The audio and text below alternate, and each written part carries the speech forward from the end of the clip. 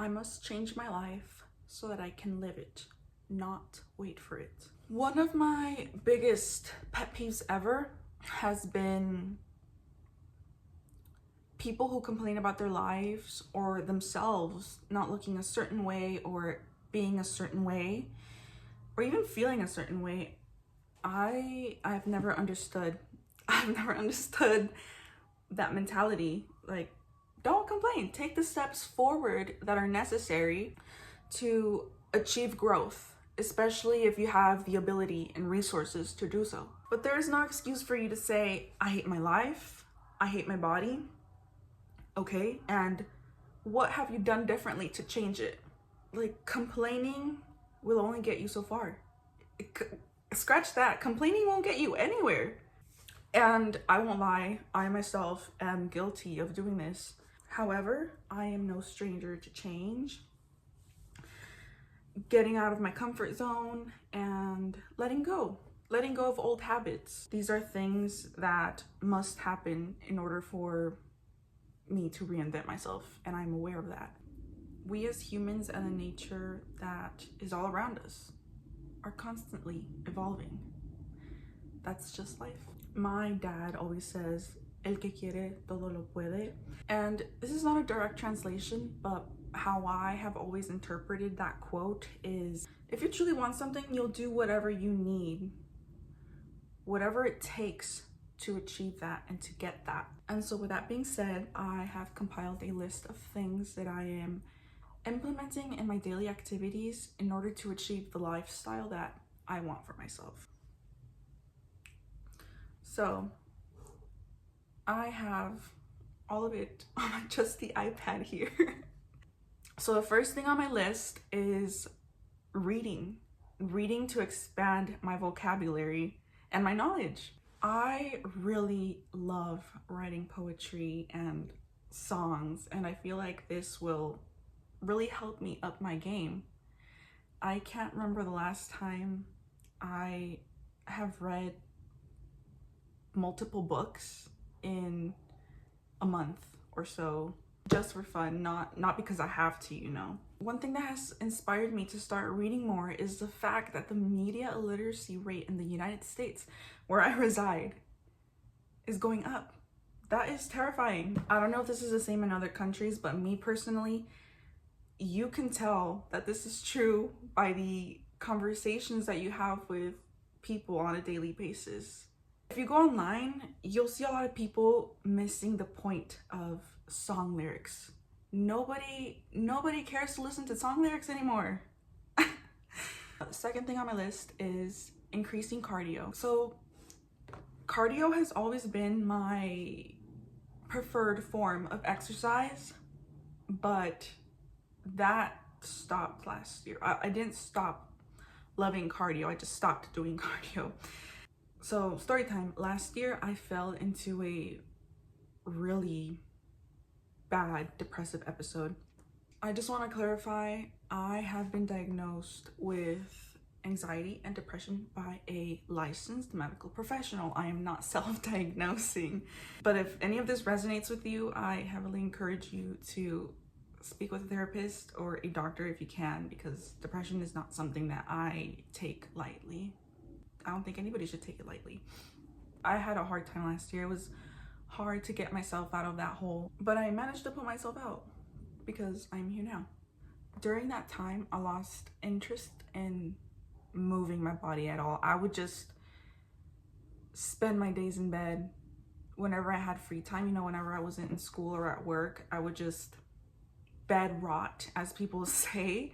And I have gained some weight back since that, but that is not what I'm thinking about. I'm trying to get my body and my mind to feel good again without caring about how many calories I consume or how much weight I'm losing. I feel like for me personally, in the past, caring too much about my physical appearance when it comes to exercise has never really worked out for me in the end. What has worked for me in the past before is focusing more on how I feel mentally.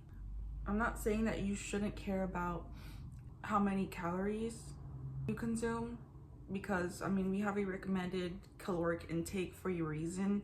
But as someone who doesn't have or hasn't had the best relationship with food, that was because I just kept thinking about, if I eat so and so calories, if I eat this and that, I'm going to look not the way that I want to look.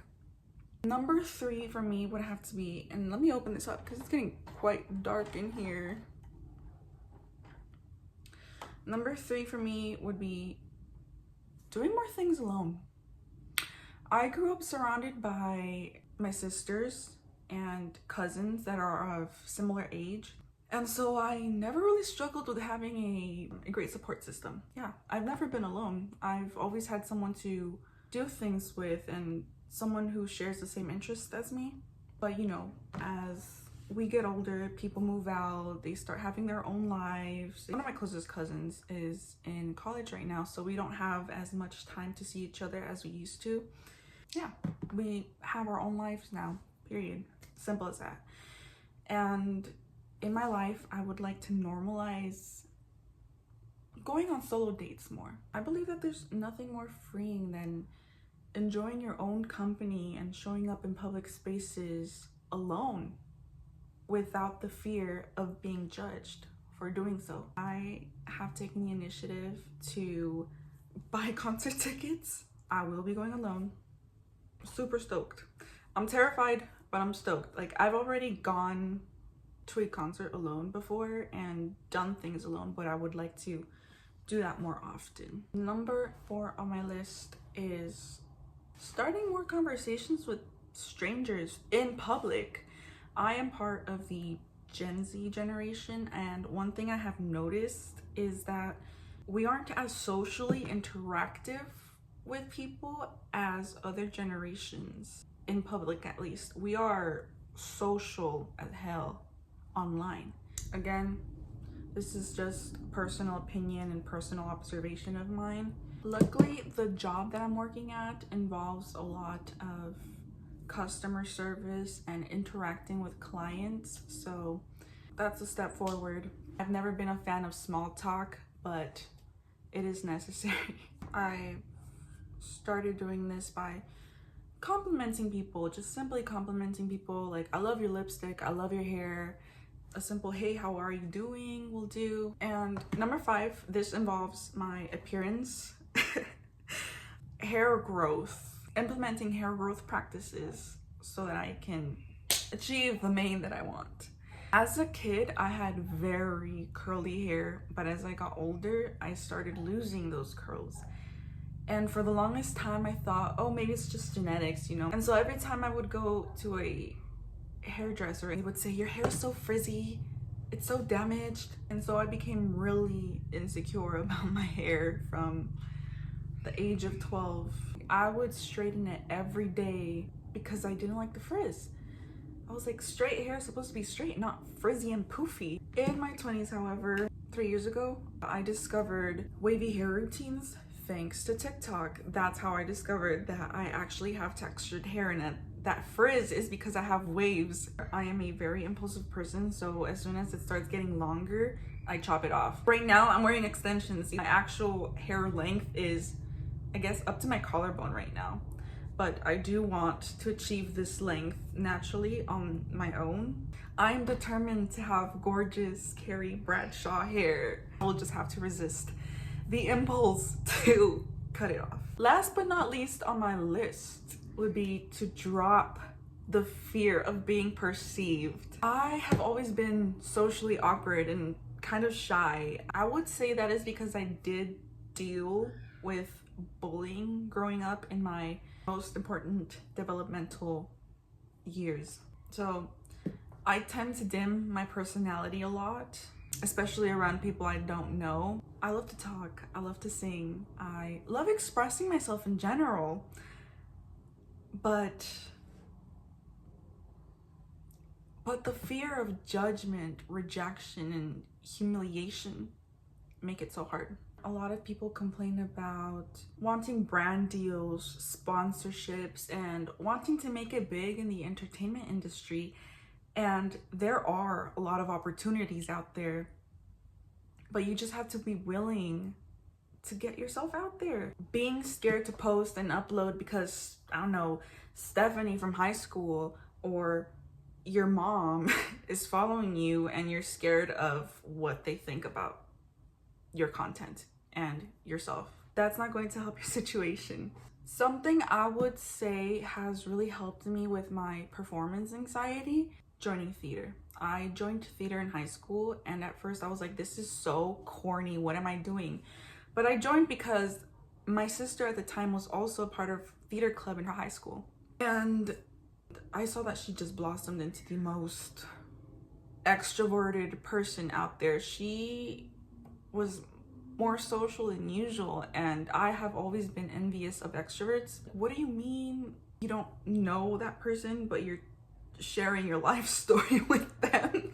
Yeah, people love to judge theater kids, but I can't express how grateful I am for it with words. I feel like it really helped me get out of the cage that I put myself in due to the bullying that I experienced. I am ready to be seen and recognized for the talent that I know I have without the fear of being perceived and judged by people who, one, aren't paying my bills, and number two, are probably too scared to upload a basic selfie themselves. I refuse to dim my light for anyone any longer.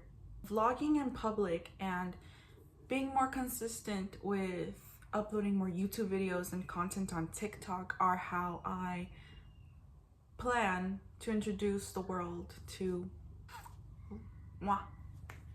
With that being said, I hope that this has inspired at least one person out there, and if you stayed till the end, thank you a million times. Thank you for listening to me yap. Because, you know, it's hard to find people who are willing to listen to you. I'm gonna post whether I get 1 million views or 10 views. I don't care at this point. I just want to create. So have a beautiful day or night. I am going to down this cup of hibiscus, the blood of my enemies.